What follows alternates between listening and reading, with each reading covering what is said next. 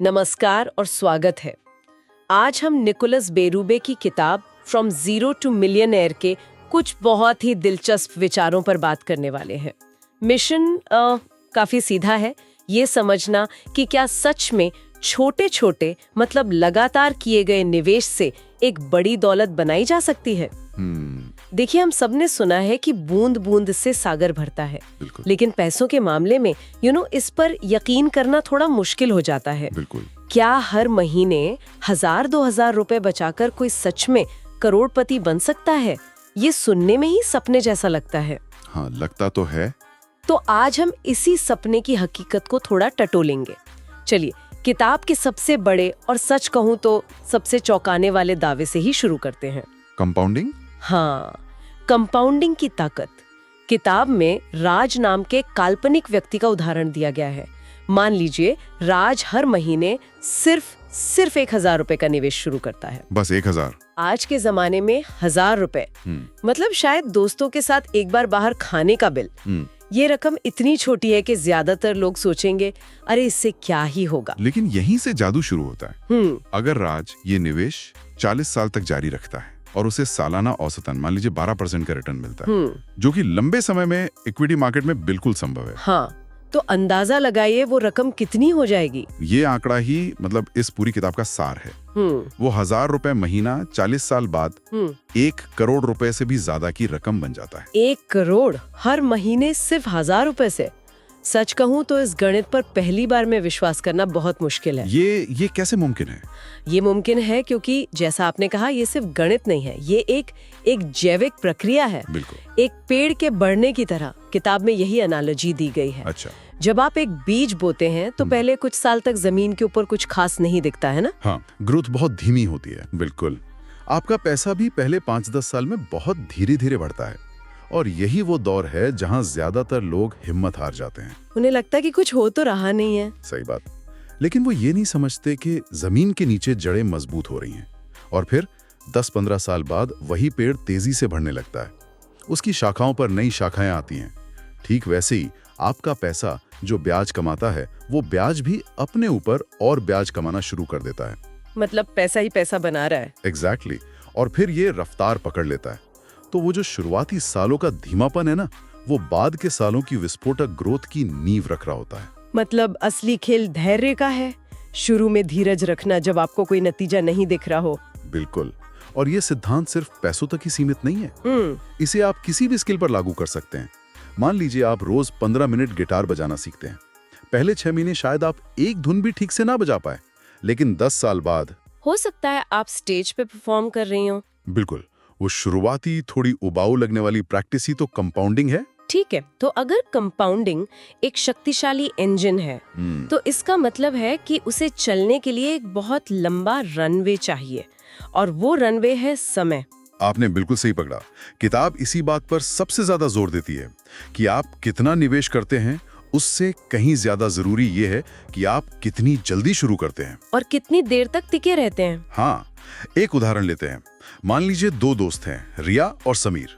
रिया 25 साल की उम्र में 5000 रुपए हर महीने निवेश करना शुरू करती है, और सिर्फ 10 साल तक करती है। ओके, सिर्फ 10 साल। हाँ। 35 की उम्र में वो निवेश करना बंद कर देती है, लेकिन अपना पैसा बाजार में लगा रहने देती है। उसने कुल मिलाकर 6 लाख रुपए निवेश किए। और समीर 35 की उम्र में शुरू करता है, और वो 60 साल की उम्र तक यानी पूरे 25 साल तक हर महीने 5000 रुपए का निवेश करता है। उसने कुल 15 लाख रुपए निवेश किए, रिया से 2.5 गुना ज्यादा। तो जाहिर है समीर के पास ज्यादा पैसा होगा। यही तो ट्विस्ट है।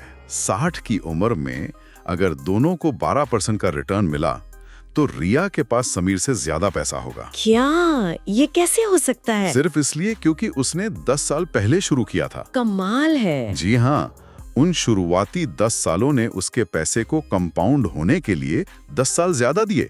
यही समय की ताकत है। इसीलिए वो कहावत है, पेड़ लगाने का सबसे अच्छा समय 20 साल पहले था, और दूसरा सबसे अच्छा समय आज है। बिल्कुल। ज्यादातर लोग उस सही समय का इंतजार करते रहते हैं जब उनके पास निवेश करने के लिए एक बड़ी रकम होगी, और वो सही समय कभी नहीं आता। हाँ, वो हमेशा कल पे टलता रहता है। किताब यही कहती है, छोटी शुरुआत करना ही असली गेम चेंजर है। ये मानसिकता वाली बात तो समझ आती है, पर चलिए अब जमीनी हकीकत पर आते हैं।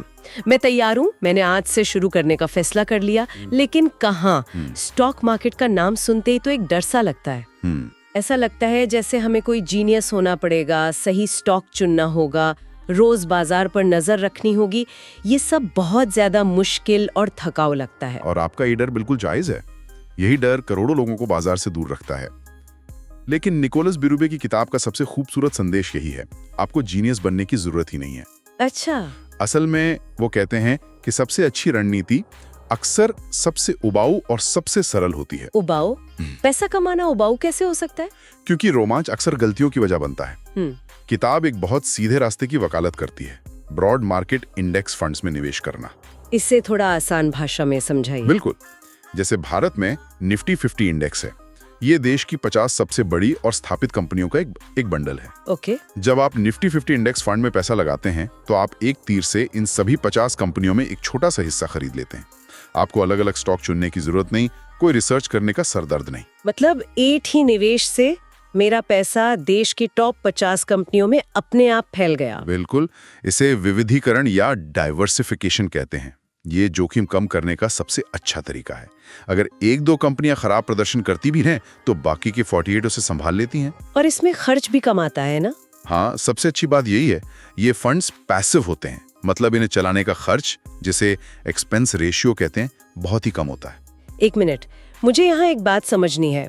दुनिया के सबसे महान निवेशक वॉरेन बफे, वो खुद तो कंपनियां चुन चुन कर निवेश करते हैं, लेकिन वो आम लोगों को सलाह देते हैं कि बस एक सिंपल इंडेक्स फंड में पैसा डालो और भूल जाओ।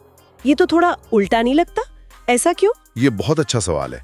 देखिए, वॉरेन बफेट जानते हैं कि वो जो करते हैं उसके लिए पूरे दिन का समर्पण, असाधारण स्किल और एक खास तरह का स्वभाव चाहिए, जो 99% लोगों के पास नहीं है।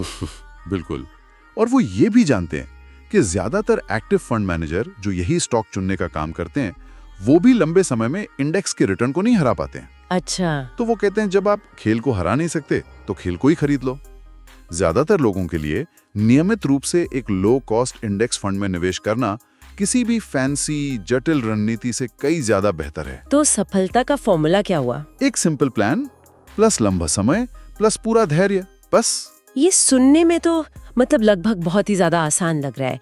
एक सिंपल प्लान, धैर्य और समय।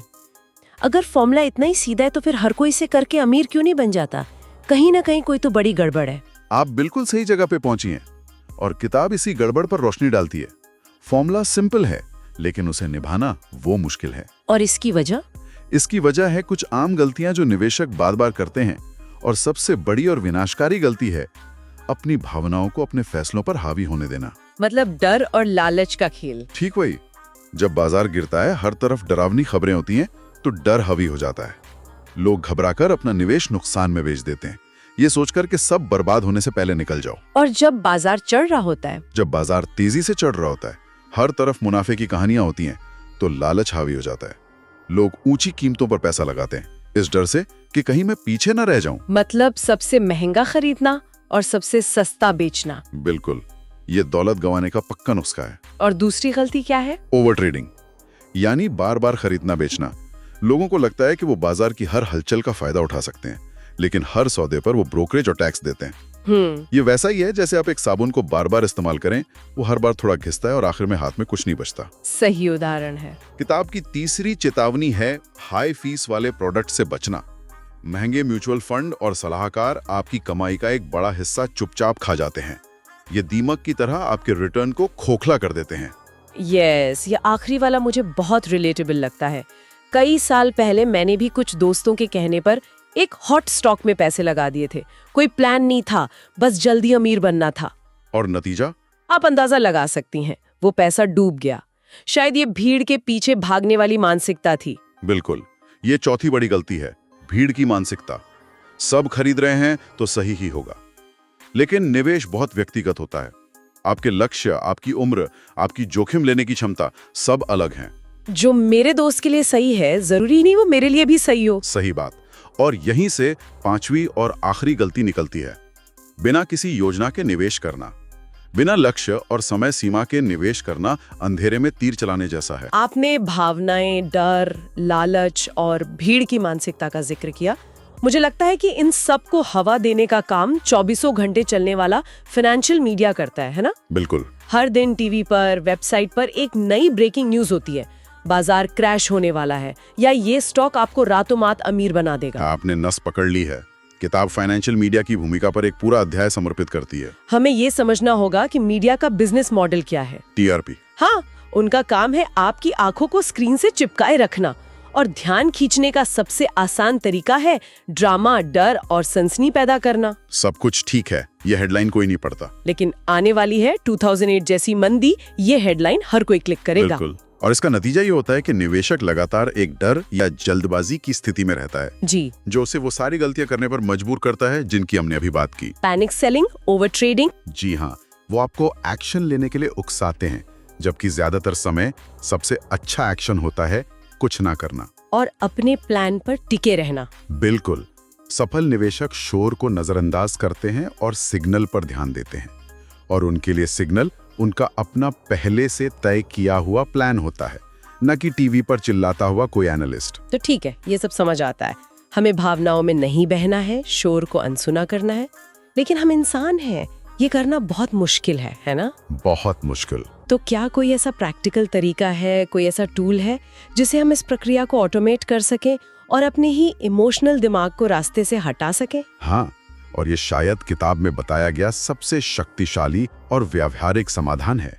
इसे कहते हैं सिस्टमैटिक इन्वेस्टमेंट प्लान, यानी SIP। SIP। इसका मतलब है कि आप बाजार के समय का अनुमान लगाने की कोशिश करने के बजाय हर महीने एक तय तारीख को एक तय रकम अपने चुने हुए फंड में अपने आप निवेश कर देते हैं। इससे क्या फायदा होता है? इसके दो बड़े फायदे हैं।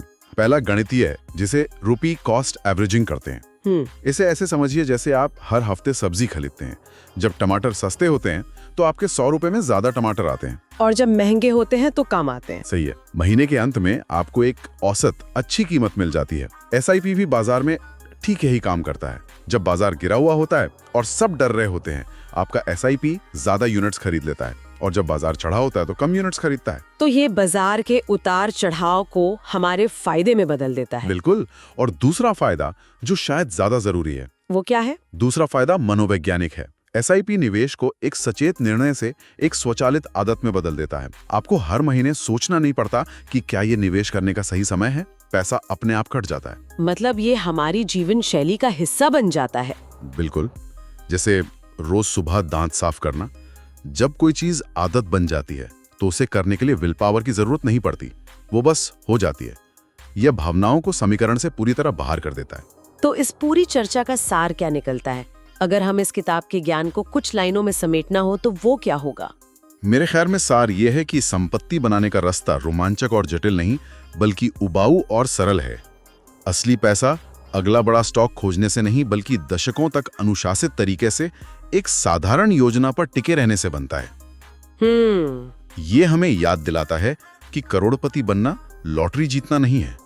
यह छोटी छोटी सही आदतों का नतीजा है जिन्हें सालों तक दोहराया जाता है। बिल्कुल। और शायद अंतिम संदेश यही है कि निवेशक मैराथन है, 100 मीटर की दौड़ नहीं। हमें कंपाउंड इंटरेस्ट को अपना जादू दिखाने का समय देना होगा, धैर्य रखना होगा।